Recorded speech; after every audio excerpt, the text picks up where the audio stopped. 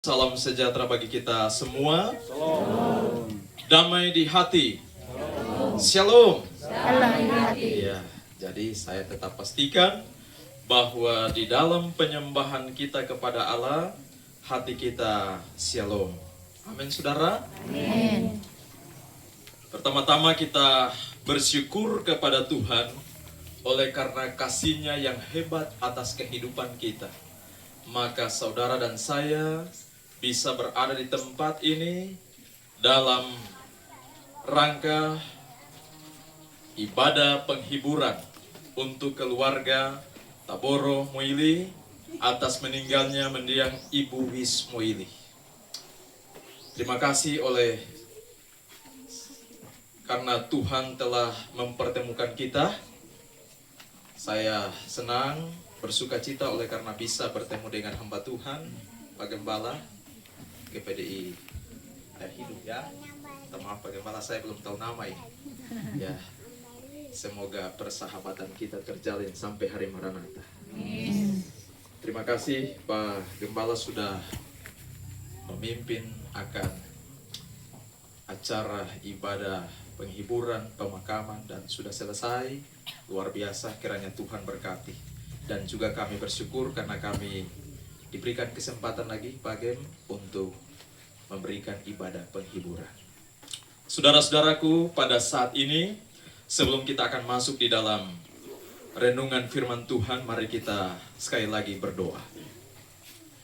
Ya Tuhan Bapa di sorga, hamba yang berdosa dan lemah ini membutuhkan kuasa Roh Kudus-Mu, memimpin, menyertai hamba-Mu, menguatkan hamba-Mu di dalam menyampaikan akan kebenaran firman-Mu. Biarlah kiranya Engkau yang akan dimuliakan di dalam pemberitaan firman-Mu ini. Kami semua yang mendengar, kuasa Roh Kudus-Mu mengurapi kami, agar kami dapat mengerti kebenaran firman-Mu. Dalam nama Tuhan Yesus, amin. Pada saat saudara dan saya berada di dalam badai kehidupan, berada dalam tantangan yang hebat, di manakah sandaran hidupmu? Apa yang engkau lakukan? Apa yang saudara dan saya lakukan? Jika saudara dan saya dirundung duka cita untuk keluarga Taboro Moili. Di dalam Lukas pasalnya yang ke-24 ayatnya yang ke-36, kita lihat di dalam Lukas 24 ayat 36, murid-murid saat itu mereka merasakan badai hidup yang besar. Mereka merasakan akan hal atau masalah yang besar yang selama ini mereka rindu, mereka hidup bersama-sama dengan guru agung mereka, sosok yang mereka andalkan. Tetapi di saat-saat di mana Yesus mengakhiri akan kehidupannya di dunia, mereka harus berpisah dengan orang yang mereka banggakan. Lukas 24 ayat 36 berkata, dan sementara mereka bercakap-cakap tentang hal itu, Yesus tiba-tiba berdiri di tengah-tengah mereka dan berkata kepada mereka, damai sejahtera bagi kamu.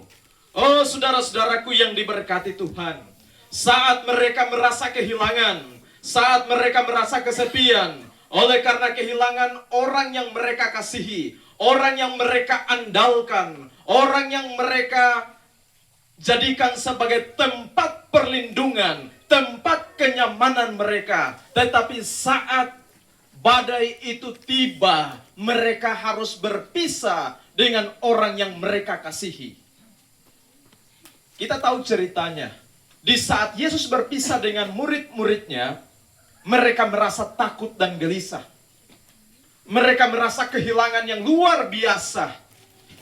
Jadi untuk keluarga yang dirundung duka cita, sebelum duka ini menimpa, kita tahu bahwa Yesus telah memberikan pelajaran penting untuk murid-muridnya rasakan. Dan puji Tuhan, kita bersyukur karena kita mencicipi apa yang Yesus teladankan. Mari kita lihat di sini.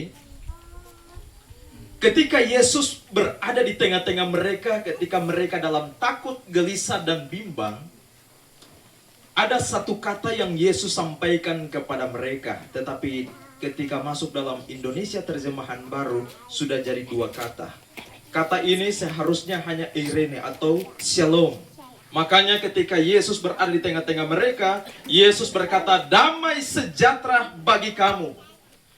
Kata damai sejahtera ini memiliki beberapa makna penting. Damai sejahtera ini bisa berarti tenang. Damai sejahtera ini bisa berarti kuat. Damai sejahtera ini bisa berarti tegar. Dan damai sejahtera ini bisa berarti perlindungan yang kekal. Jadi ketika mereka dalam duka cita, mereka merasa kehilangan orang yang mereka kasihi, orang yang mereka andalkan. Yesus berada di tengah-tengah mereka. Dan Yesus berkata, engkau akan menjadi tenang, engkau akan menjadi kuat, engkau akan menjadi tegar, engkau akan kulindungi selama-lamanya. Amin. Untuk keluarga, jangan takut. Karena ada shalom, ada damai sejahtera. Oleh sebab itu, Mazmur pasal 23 ayatnya yang keempat menguatkan akan hal ini. Mazmur 23 ayat 4 berkata bahwa sekalipun aku berjalan dalam lembah kekelaman, aku tidak takut bahaya.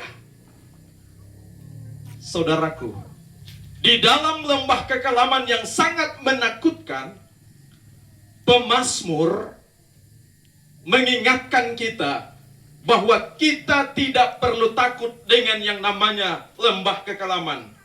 Dia berkata, aku tidak takut bahaya. Sebab apa? Pengharapannya adalah sebab engkau besertaku, gadamu dan tongkatmu, itulah yang menghibur aku.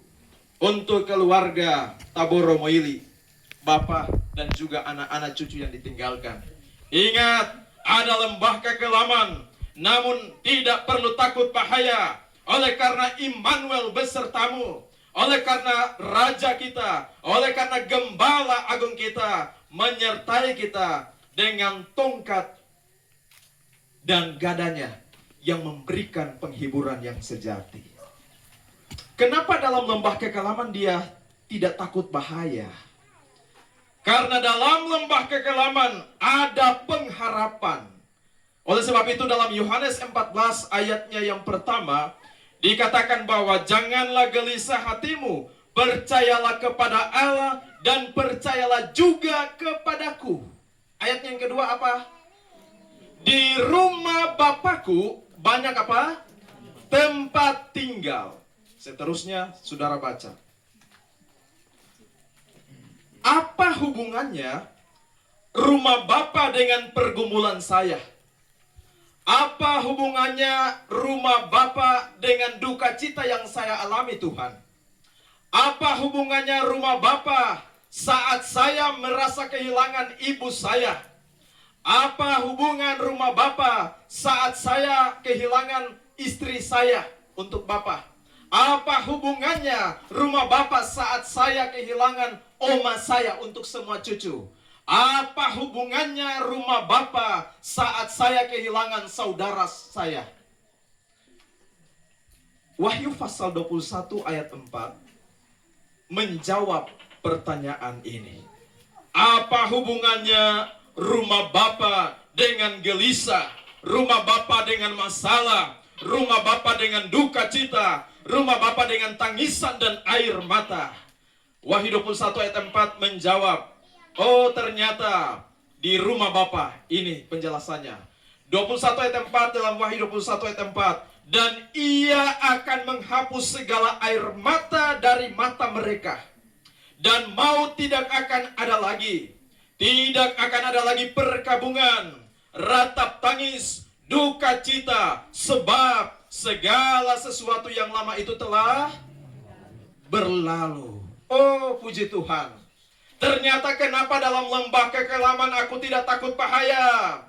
Kenapa jangan gelisah hati oleh karena ada rumah Bapa? Ternyata di rumah Bapa itu Dia adalah oknum yang adil. Dia adalah gembala. Dia adalah perlindungan kita. Dia akan menghapus segala air mata dari mata kita.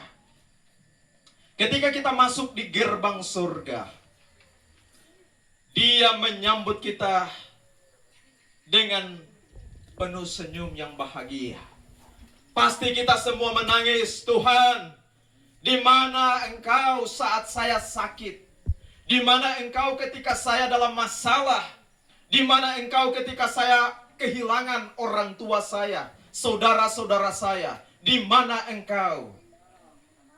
Dia panggil kita dan Dia hanya menghapus air mata kita. Tenang anakku, engkau tidak akan mengalami lagi duka cita, tangisan dan air mata, ketakutan dan lain-lain. Oleh karena engkau sudah hidup bersama-sama dengan saya selama-lamanya. Saudaraku yang diberkati Tuhan, khususnya untuk keluarga Taboro Moili. Namun pada kenyataannya, sambil kita menantikan rumah Bapa itu,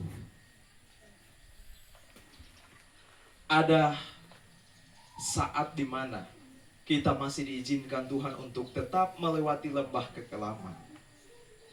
Namun Mazmur 62 ayatnya yang kedua tetap memberikan pengharapan. Hanya Dialah gunung batuku dan keselamatanku. Kota bentengku, aku tidak akan goyah. Ayat sebelumnya, hanya dekat Allah saja aku tenang. Bapak sudah kehilangan istri yang tercinta. Sudah kehilangan orang tua yang dikasihi. Mungkin saat ramai begini belum rasa itu DP duka seperti apa. Tetapi ada saat di mana engkau sendiri, mungkin di kebun, dalam perjalanan, engkau merasa sedih. Makanya pemazmur katakan bahwa hanya dekat Allah saja aku tenang. Jangan lupa untuk mendekatkan dirimu dengan Tuhan. Jangan lupa membawa dirimu kepada Tuhan. Karena Dia adalah sumber ketenangan, sumber kebahagiaan. Damai sejati itu ada di dalam Yesus. Manusia tidak bisa memberikan damai yang sejati bagi saudara dan saya. Tetapi Yesus menjamin ada damai, ada ketenangan, ada perlindungan bagi setiap orang yang datang kepada Dia. Pada akhirnya, ketika duka cita menimpa, kita terkadang sudah tidak sama-sama dengan papa atau mama. Khususnya untuk mama dalam konteks ini. Biasanya anak-anak itu punya hubungan mulai renggang. Keluarga, sudah tidak ada mama, sudah tidak ada orang tua dan lain-lain. Biasanya, tetapi semoga tidak untuk keluarga ini ya. Biasanya bersatu sekali, tapi ketika orang tua sudah tidak ada, ya masing-masing cari hidup. Makanya Mazmur 133 ayatnya yang ke-1 sampai 3. Sungguh alangkah baiknya dan indahnya apabila saudara-saudara diam bersama dengan rukun. Saya tidak tahu berapa kakak adik, tapi kakak adik yang ada baku-baku sayang. Saudara-saudara yang ada baku-baku sayang. Orang tua yang ada sayang terhadap anak-anak. Seperti minyak yang baik di atas kepala meleleh ke janggut, yang meleleh ke janggut Harun dan ke leher jubahnya. Seperti embun gunung Hermon yang turun ke atas gunung-gunung Sion. Sebab kesanalah Tuhan memerintahkan berkat kehidupan untuk selama-lamanya. Walaupun sudah kehilangan orang tua, istri, oma, tapi jangan lupa tetap jaga persatuan, jaga hubungan persaudaraan yang baik di dalam keluarga. Karena Tuhan rindu agar umat-umatnya itu bersatu, bukan bersatu-satu. Amin, saudara. Amin.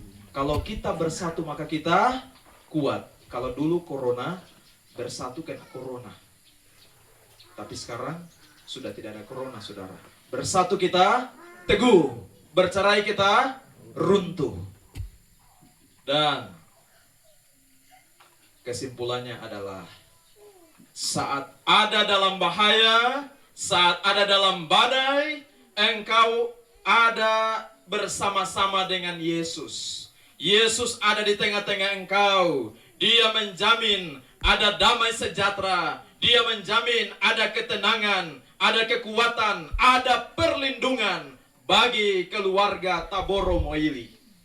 Dan juga dia menguatkan bahwa sekalipun engkau di dalam lembah kekelaman, jangan takut, oleh karena ada gada dan tongkatnya yang dapat menghibur engkau. Ada pengharapan rumah Bapa yang kekal, di mana ketika kita masuk dalam rumah Bapa itu, Dia menghapus air mata kita, tangisan, duka cita, pengalaman-pengalaman yang pahit sudah ditiadakan. Dan jangan lupa untuk dekat dengan Tuhan selama-lamanya. Tuhan memberkati kita adalah doa dan harapan saya. Amin. Amin.